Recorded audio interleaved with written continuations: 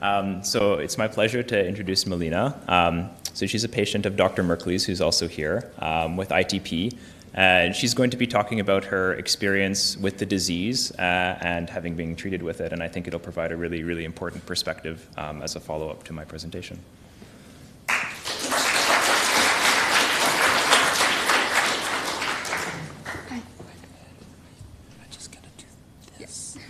don't have any of that, so. Hi, everyone. My name's Malina, and put that down. My name is Malina, and this time last year, I was actually relearning how to read. What does that have to do with ITP? My story is a little dramatic, and it happened in a very short span of time. And actually, when I sat down to write this, I was looking through like my journals and my my planner and everything, and I found that in reality, this time last year, I was actually already at the end of my recovery and transitioning back to work. But I just thought it was a really fun way to start my speech. So in August of 2023, I was 6 weeks away from leaving on a month-long vacation to Europe. I was in the process of finalizing my details, buying museum tickets, making reservations, booking tours, all that. It was a very stressful and busy time, which is why I dismissed a lot of symptoms that, looking back and looking at my planners, were glaringly obvious that something was wrong. I was having headaches, fatigue, dizzy spells. I even fell down a flight of stairs and banged up my legs. I did not hit my head. I was very careful as I went down to keep my head up, and I'm very proud of that because looking back, that could have ended very badly. But yeah, I was just on my way. It was 7 a.m. I was going to work, so I didn't think much of it. And then the worst symptom I got was the heaviest menstruation that I've ever had. But as you had talked about earlier, I dismissed it because I was stressed, thought it was just my hormones getting the better of me, and yeah, just didn't really think much of it because we're just, tossing that aside.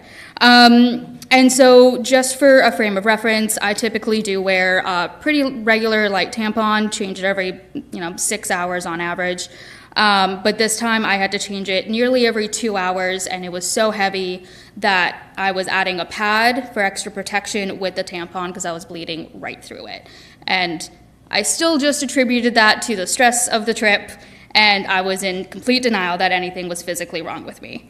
About 2 days of that, I started to feel very faint and nauseous, and rushed to the bathroom as I thought I was going to vomit. I yelled to my partner because I could feel something was really wrong at that point. And next thing I knew, I was waking up next to the toilet because I had lost consciousness.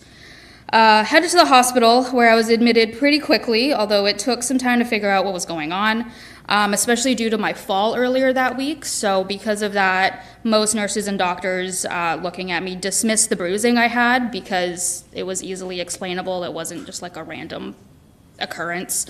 But we ordered some more blood tests, and a little while later, the test came back, and turns out that my platelet count was 2. And yeah, I was officially diagnosed with immune thrombocytopenia. By that point, things moved really quickly, got admitted to the ICU. We then decided to actually call my mom to come, because clearly this wasn't just a little visit. And then the treatment started. I had a platelet transfusion, IVIG, and started steroids, the corticosteroids, and as well as the tranexamic acid to help me clot and stop my period. I was in the hospital for a total of 4 nights, released on the 5th day when my platelet count was up to 55. When I was released, I was prescribed multiple antibiotics to treat the H. pylori that we found I had, that I tested positive for, and as well as extra steroids that I was to take if my platelet count went down. I was getting my blood tested every 2 days, and by the end of that week of being at home, count went back down to 13, so I started the steroids again, and then it got back up to 97 pretty quickly. At this point, I was pretty fatigued, but I was feeling pretty good. at least well enough that I was still determined to go on to my trip. I was just under 5 weeks away, and I figured as long as I kept getting tested and take the steroids and keep my platelets, I didn't see a reason I had to cancel. Yeah, I might not go on many walking tours, but still wanted to go. I was also researching blood testing facilities in Europe at all the stops we were making and looking up travel insurance, mapped out local hospitals just in case. And then I had one of the rarest side effects. I had really bad headache and a stiff neck that eventually made me go back to the hospital, where I was given a migraine cocktail and then sent home. Unfortunately, at 4:07 a.m., I woke up to paramedics surrounding my bed, asking me if I knew where I was, who I was, etc. I was super confused. I thought I was just dreaming. But I eventually clued in to my surroundings and realized that something had been going on. Didn't really feel anything different or wrong, just confused. But in fact, I had actually just suffered a seizure, and my partner had called 911. It was then determined that I was clotting fine, maybe in fact a little too well, and developed a clot in my brain, which caused a hemorrhage on my left temporal lobe. I was admitted back in the hospital for another 9 days, and obviously had to now cancel my trip. This time I was given the exact opposite drugs to help reduce the clot. I was injected with deltaparin twice a day. Can we please find something else for it? And had CT scans periodically to check the progress. And this is where my very first statement comes into play. I was experiencing aphasia, which was honestly really interesting as well as bizarre. I wasn't able to process written words. But I could write, even though sometimes I would choose the wrong word to say for what I was trying to say. I wasn't able to access certain words and information from my brain. My favorite anecdote from that is I was trying to remember words of different animals. I knew what they all were. I could describe them, but the names of what they were. So, for example, the big one with lots of hair lives in Africa. The big version of River, which is our cat. And the main ones, from the movie The Lion King, yes, lions. I was able to remember the word lions in the context of media, but not the actual animal. Once it clicked, it was there, and aphasia is interesting. It's fun. Not fun, maybe, but eventually the clot reduced enough that the blood was flowing again in my brain. My aphasia had improved a little bit. And I was released to go home, continued with the injections, deltaparin, along with the antibiotics until I was cleared off of those. Stopped with the deltaparin eventually. And then soon I was in rehab to help me relearn how to access and process information and read. And I recovered pretty quickly after that. The rehab facility was 3 to 4 days a week for about 4 weeks to rebuild my cognition facilities. And then I just stayed home for another month or so to recuperate, and then slowly started to go back to work part-time, and now I'm back full-time and in my old position. Ultimately, it was a scary time, but also kind of fascinating, and I'm hoping my experience and story can help others. That's it.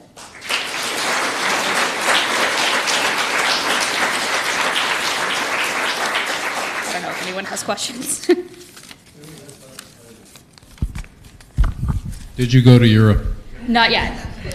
Not yet, unfortunately. Hopefully next year. Okay. Anyone has questions about my actual Thank you stuff? so much for sharing that. It's a very difficult experience you've been through, and even more difficult to share with a bunch of crazy-ass scientists and physicians. So thank you so much.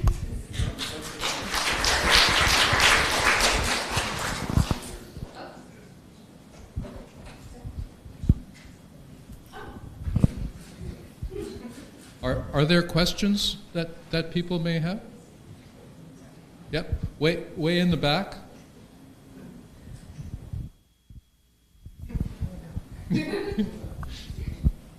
Thank you for telling Thank you for telling your story. Of course. I'm wondering, what treatment are you on now? I'm on none, actually. Yeah, I forgot to mention that. I am currently not on any medications for blood clots, anything like that. My last platelet count, because I still do get tested every month, was 390 something. I can't remember the exact number, but yeah, full remission or whatnot. Yeah. Maybe Haley can make a comment, but I'm just curious, at the time of the stroke, what was her coagulation status in terms of her platelet count? And maybe you can walk us through how nervous you were in managing her at that point. Yeah, that combo must have been fun. Yes, bleeding and clotting, the eternal nightmare of a hematologist. So yeah, your platelet count it was about 50. I think it was probably like 50 to 100. So it was enough that we felt comfortable starting anticoagulation. We chose the low molecular weight heparin, which you hate, because we can titrate the dose on the basis of platelet count. So that just allowed us a little bit more flexibility. Eventually, Malina was able to transition to an oral anticoagulant. Some people don't know why you hate it. Oh, you have to stab yourself twice a day. Yeah, it's painful. Yeah, there's a whole bunch of environmental impacts from low molecular weight heparin as well, like the amount of pigs that are slaughtered every year. There's a huge tangent that we can go on about low molecular weight heparin, but unfortunately, it is the only agent that we can really tightly titrate when people have low platelet counts or other reasons where we want to be cautious with the amount of anticoagulation we're giving them. Yeah, that's fair.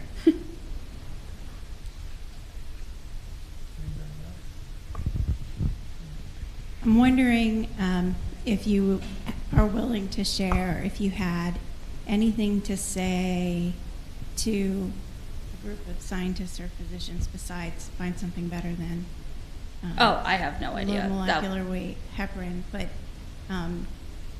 as a result of your experience, something that you wish someone had asked you when you were first going through it. That might have changed how we approached you, or... Honestly, not really. I think my medical team was really good. They really helped me through everything. While you were talking about the different medical, like the way that women are treated, and when it comes to menstruation and stuff like that, like I felt very lucky with the way that I was approached by everybody. You know, when I was in the hospital and all that. Dr. Merkley was there every step of the way once she got involved, and including my neurology team as well. Honestly, I think everyone. I felt very safe and secure even while I was like scared and stuff. It was so I trusted my doctors at that point to I have something to add to that. I think any patient with a rare disease, the emergency department can be a really dangerous place. And I think one thing where we can do better is that initial visit when you came in, when I sent you into the emerge, because you were having headaches and not recognizing that could this be a complication of your IVIG therapy, like aseptic meningitis, or even thinking about a CNS thrombosis. I think that is somewhere where, for all of our patients with rare diseases, we can do better in translating the unique aspects of these diseases to people who don't see them very often and may not be able to recognize these. Yeah, because I did have to go to the hospital. I did go to the hospital that one time when I had the headache, and they sent me back home after giving me just pain meds, and turns out I was having a brain bleed. So yeah, I kind of glossed over that. But that was pretty big. Thank you so much. Thank you.